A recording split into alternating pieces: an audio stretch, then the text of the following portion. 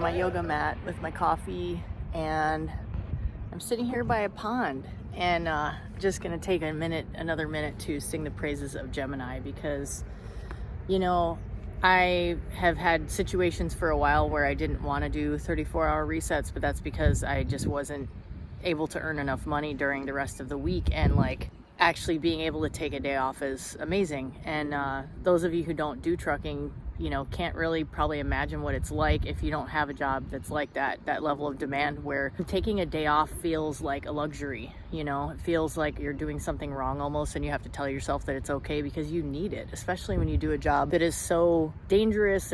There's a lot of potential for things to go wrong, and it's sensitive, and you need to have your focus. You need to have your wits about you. You can't shirk on rest, although a lot of us find ourselves doing that because it's kind of the nature of the business. I'm just so grateful that I'm at a hotel that's next to a pond. You know, you guys know me. If there's a body of water, I'm gonna be near it, or ideally in it.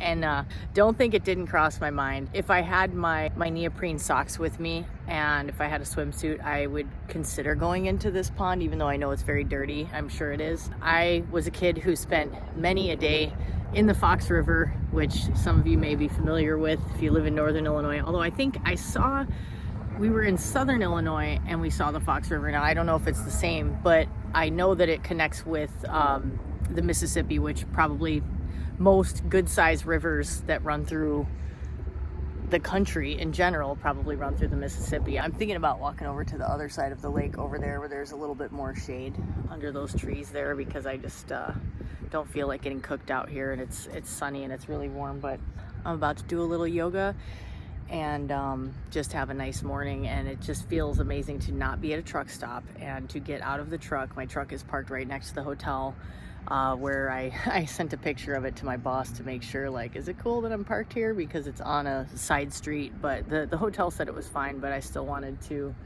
make sure it was cool with him, because CYA at all times.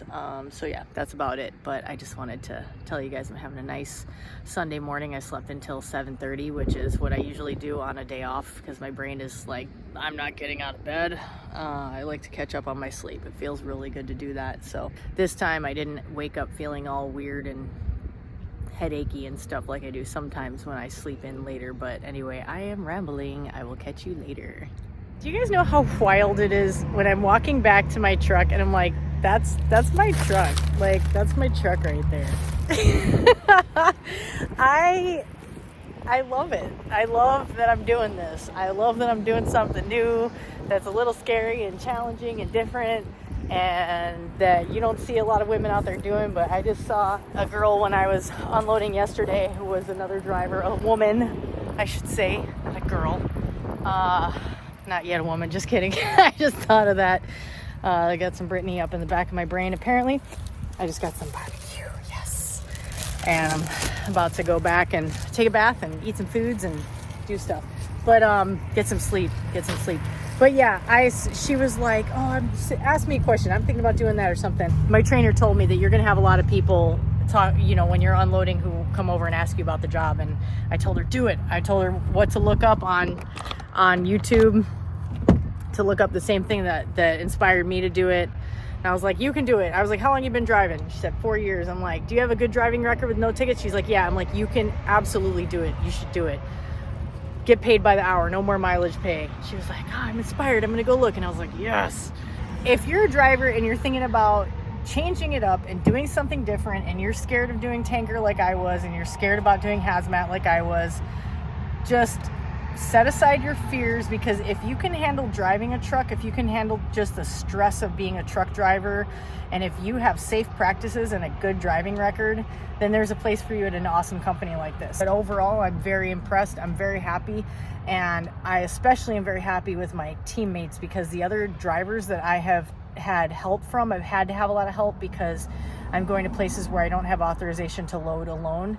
I cannot begin to tell you how amazing these guys have been to me, how professional, helpful, kind, warm, accepting, like, just, I'm so bowled over by that.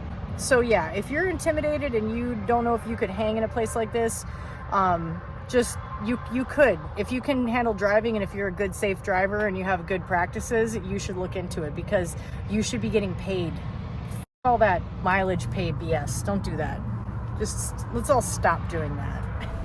Good morning from Kentucky, friendos. I'm just about to get loaded again. Every time you say that sounds funny. I'm about to load in. I'm at another facility I just got carded at. I just got card access. So that's cool. That's great. Another place that I can load at. Another option for my company. The more places, the better. And just a gorgeous day of driving. You guys know I love Kentucky. It's one of my favorite places. And there's a little goat farm next to here. And I want to go see the little goats, but I'm not going to be able to. I wish there was somewhere I could pull over and just go over and be like, hi. Okay, I got to go. Greetings, my friends. Okay, I just completed my first gas unload. I'm breathing a huge sigh of relief. I'm very glad it's over. It took me an embarrassing amount of time, okay? However, I think for being new and for the various logistics surrounding it, I think that anybody who has done this, you know, who does fuel hauling, who remembers being new would probably understand why it took me. I'm not gonna tell you how long it took, but it took like 2.5 times as long as it probably should take me, honestly, like no joke. Because I am in a location where I had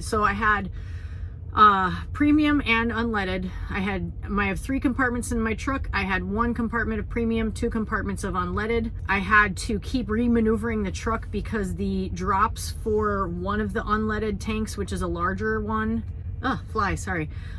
are like on the other side of the island where we unload in. And I guess they used to have trucks unload on that side, so you could probably just do a little loop around and do the rest of your unload over there or something.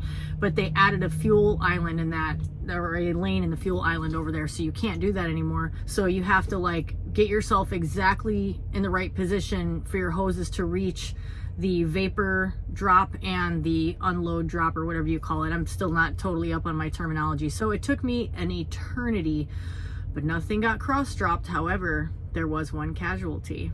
I ran over a bucket. Very embarrassing. If anyone from my company happens to see this and you're a regional Missouri area driver, you probably have already met me. You guys are amazing. I love you so much. All of you guys are the most helpful, nice, kind, awesome dudes ever. Sorry about that bucket. I guess it's not the end of the world, but it's still kind of like facepalm moment. But we got it done. It took so long. I was so nervous. I was so afraid of like cross dropping. And then I was like, why am I afraid? I have 1 compartment of premium and it goes in 1 tank.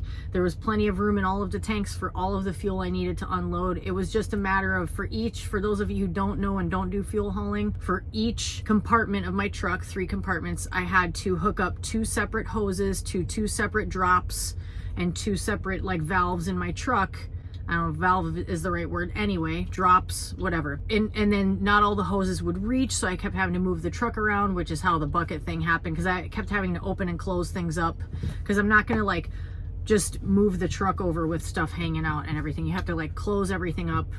Maybe not everybody would do that, but I do that because I'm, you know, crossing my T's and dotting my I's right now. These flies are driving me crazy in here. I'm seeing messages pop up to figure out what my next dispatch is, if there's time for one before I go on my 34. Yay! I have run my butt off this week. It's been awesome, and I'll tell you more later. What's up, friends? Hello for my 34. My hair turned out a little weird today because this is what happens if you try to blow dry curly hair without a diffuser. It doesn't work out that well, so whatever. I just want to tell you guys about today's foible. So I am able to use personal conveyance, which for those of you who don't know, when you drive trucks, you have a very strict DOT clock that you have to adhere to because it's the law and it can make or break you if you don't adhere to it properly. Side note, we love a side note. I'm planning to make a series of videos coming up about things all geared toward new drivers or people who are thinking about it or in CDL school. And I kind of want to start from like how to get started and how to avoid paying out of pocket for CDL school if you can, and also not be beholden to a trucking company and stuff like that, all the way through to like comforts in the truck and practical everyday things that you have to deal with and stuff like that. Various things that I want to talk about. How did I get on this little side note tangent? There was something specific. Oh, so I was starting to talk about how I screwed up today. So don't do what I did. Not all of our drivers, I think, are able to use PC. It's basically a thing where, like, if you're on your 34-hour reset. So I worked almost my entire 70-hour clock. I had an hour and some odd minutes left on the clock for the whole week. I did that in 5 days. I've been running my ass off. So I was on my 34. So I used PC, which is you're using your truck as if it's your car because you don't have another vehicle, but you have the truck to use. So I drove to the Walmart that is next door to the hotel because I needed a lot of stuff like my 8 gallons of water that I couldn't easily be carrying back to the hotel or anything if I were to walk it. Not that I don't need the exercise. I did get a good workout in the hotel gym this morning though, and that was great. But anyway, side notes and tangents. When I was leaving the Walmart, I was like, just in a happy mood. I got all my groceries, my laundry's done, I got a workout in, I feel good. And I just started the truck and I drove it for 2 minutes, which counts as drive time because I didn't press a button on my log that said PC. So what that does is when you're already on your 34-hour reset and you interrupt it by driving, your 34-hour reset is now going to have to start all over again, or you're not going to get your 70 hours back to work for the week. I'm so annoyed because I was like so ready to start running tomorrow again. But at the same time, I know I'm pretty worn out and I could use another day. Like, that's great to have another day. So I am going to take another day. I called my poor RM who never gets a break, my regional manager. Super nice guy. He was so nice and understanding about it. It's not the only mistake I've made this week. I've done a couple of dumb things this week, rookie moves. And I think a lot of that is I'm adjusting to the intensity of the schedule. It's a tough one, man. And this isn't even the toughest it's going to get, but it's every step. You know, it's like training was 12-hour days. Now I'm doing 14 hours every day. I'm burning that clock to the ground. And I will say this is another thing that I could talk about in a future video geared toward new drivers. But if you're always like running your clock to the very end, sometimes you have to stop and ask yourself, am I using my time as efficiently as I could? Because if you're just like white knuckling it because you're not sure if you're going to make it in time by the end of your clock, that also can indicate you're taking too long to do some of the things that you need to do as part of your job. And in my case, that's definitely true because like yesterday I did my first gas load. It took me so long. So long. I'll share a picture, which I think I talked about in another clip, but I had to keep moving the truck to get it lined up correctly to reach, for my hoses to reach the different places they needed to go. And it was just this whole ridiculous thing. And I was going very slow on purpose because before I started the fuel pumping from my truck into the, every time I hit my legs, it makes the, fridge on which my phone is sitting move. I was just taking my sweet time on purpose, which is a good thing. No one else was waiting to unload. If they had been, I would have just been like, come on over and, supervise. But it's a more intricate process than like now diesel is very easy to me. It's pretty straightforward and simple. It's just the same steps every time. But when you're dealing with gas, and especially like I was dealing with 2 different types of gas in 3 different compartments, and then one of those types of gas was going into 2 different drops in the ground, it's a matter of like having to move things around and make sure that you're doing it correctly for each one. And it will be very simple. It'll be a no-brainer later. It'll be as easy as diesel for me eventually, but I'm new to it, so it's nerve-wracking. And one thing that is a reality is when you're dealing with gas, there is more in terms of like fumes and vapor. So when I'm doing that, I try really hard to, it's funny because I do breathing exercises every day. So I do breath holds and stuff in the morning. So when I'm going to like open a hose or whatever to hook it up for a gas load, I take like a deep breath first before I open the hose, so I'm not like breathing in those vapors, because you don't want that. It's never great, but it's fuel hauling. What do you want, But it went well. Everything was fine. But this PC thing is just a stupid mistake. Nobody gets hurt. Nothing is illegal. Like the funny thing is, I never, even if I'm on my 34 and I have to move the truck using PC, I still do a pre-trip. I can't log it because that would be logging, or doing a pre-trip has to be on duty time. but I never moved the truck without giving it a basic inspection. Never. Just one of those things that you could so easily miss something small. The more consistently you examine your truck, even if it's cursory, it doesn't always have to be super in depth, but that's how you notice things, because you get used to seeing things being the same way all the time, and they should be. And then when something's different, you notice it, you catch it. So anyway, that's a little diatribe, but yeah. This was a frustrating mistake, but I guess I'm telling myself the universe was like, you need another day off. You need another day. And my manager was so cool about it. This guy is just the most laid back dude. And part of it is because he understands that I'm new. And the thing is though, like, the mistakes I'm making are not mistakes with the actual job. Like, I'm not making mistakes when I'm dropping fuel or anything, thank God. They're silly, like, mistakes that you shouldn't make when you've been driving for long enough, but it's just you're on a break, so you're in a little more of a laid back vacation mode in your head. So yeah, that happened today. I'm gonna finish putting away all of my groceries, and I'm gonna go edit some video, and now I have more time to do video because I have to take another day off, which it kind of sucks, but you know how cool my manager is? He's letting me stay in the hotel another night, which I didn't even ask for. He's like, yeah, call me in there, you know, text me in the morning and I'll make sure to re-up your hotel room. I was like, wow, feel like I'm getting rewarded for making a mistake, but it's okay. These are things that happen, I guess. Let's hope it doesn't happen too much more, because to tell you the truth, as much as I like the rest, I love running. It feels so good to be running. It feels good to be running and earning, churning and burning and earning. Wow, I'm a cheese ball. Sorry, I can't help myself. All right, I'll catch you guys later. Good morning from my hotel room. If I look tired, it's because I am. It's Sunday morning, and it turns out that my little mistake yesterday was a blessing in disguise, because I just got up. It's around 8 a.m. And last night, a group of young girls that are, I want to say they're part of some type of team, but I don't know. I find that hard to believe, because I'd like to think that kids that play sports, that like travel in some way for their sports, are usually, they might party, but they're usually probably a little more respectful because they have to be behaved in a certain way. I could be wrong. In any case, group of young women, probably early in high school, I want to say, kept me up all night.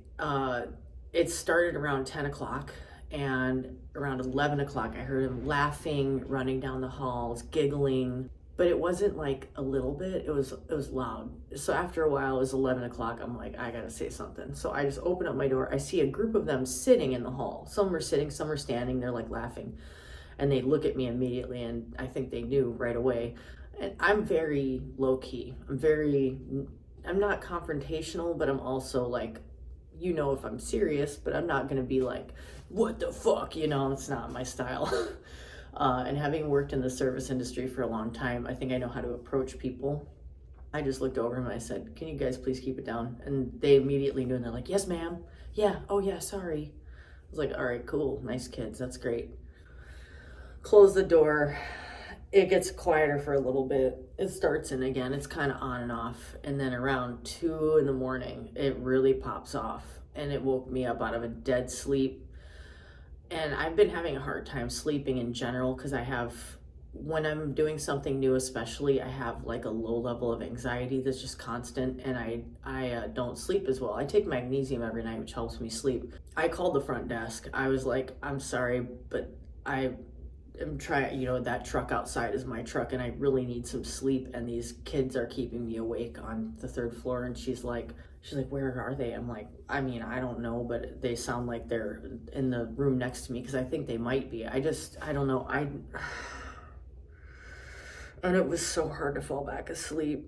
I was having, I think it is part of the anxiety is I have weird trucking dreams, and I had a nightmare / dream that I rolled the truck twice in one day, which is funny to think that if you rolled a truck once, you'd be back on the road. But, yeah, it's the same. It's funny because I was just talking about this in another video, and I was talking about little kids in that video, and I have a lot more patience and understanding for little kids that are, you know, they've maybe been in a car or on an airplane for a long time. They're pent up, and like I said in that video, like I was raised to not ever act out like that in public places. It was just expected that I would not ever do that, and I didn't. And I think it's a different kind of generation, and a lot of the younger kids now are not well behaved, you know.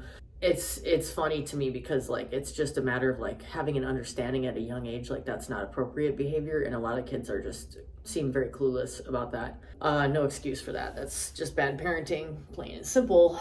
You don't have to hit your kids to convey to them how to not be a little asshole. But these kids being like teenagers, absolutely no excuse.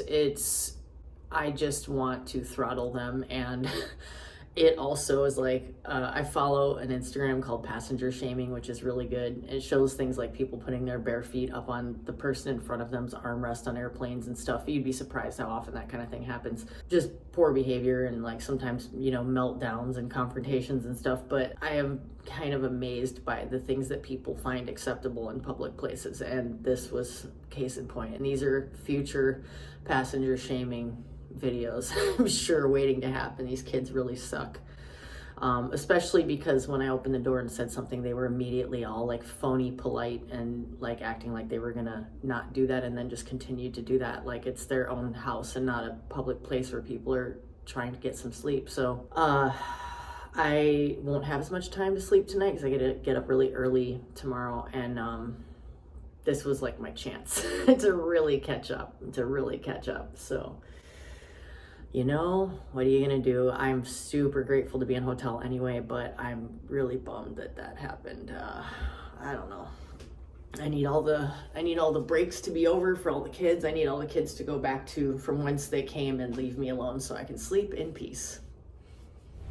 Well, I just hopped into my truck to make one of my famous pour-overs because I didn't feel like bringing all my coffee stuff into my room, just more stuff since I'm already bringing half my house every time, half my Freightliner every time I go into a hotel. I had to talk with the front desk attendant. The people who work here are really good. They're really nice. I know they work really hard. It's a hard job. Working in hotels is not an easy job at all. Turns out that this group of kids is with their parents, which is shocking to me. If you had heard them, I should have recorded it, but I was asleep. I was like still practically asleep. And I was like, these kids must be drinking or something. But like the way they were acting was very childlike. The laughing and running was very like reminiscent to me of little kids, just much louder. So I was like, I don't know. It was just so wild to me. I could have never behaved like that at that age. But anyway, parents are with them, and it turns out they're part of a church group, not like a high school team. They come every year. They're a terror every year that they come here. They sign some kind of behavior contract that means nothing, and then the parents treat the staff like garbage. So tell me why I'm not surprised by any of that. Good times, people. Good times. Oh, and apparently the hotel got calls from like multiple people complaining about the noise, and one guy asked to move rooms in the middle of the night because it was so bad and it created this whole thing. Yeah. Sorry to go on and on about it. It's just like, and you know, we see these kinds of like viral videos and stuff of the way people behave, and I just can't even wrap my head around it because how do people behave like that as adults? How do parents, well, because not everybody should be a parent. That's why I'm gonna leave it at that, because I'm gonna go on a whole ass tangent that I really shouldn't.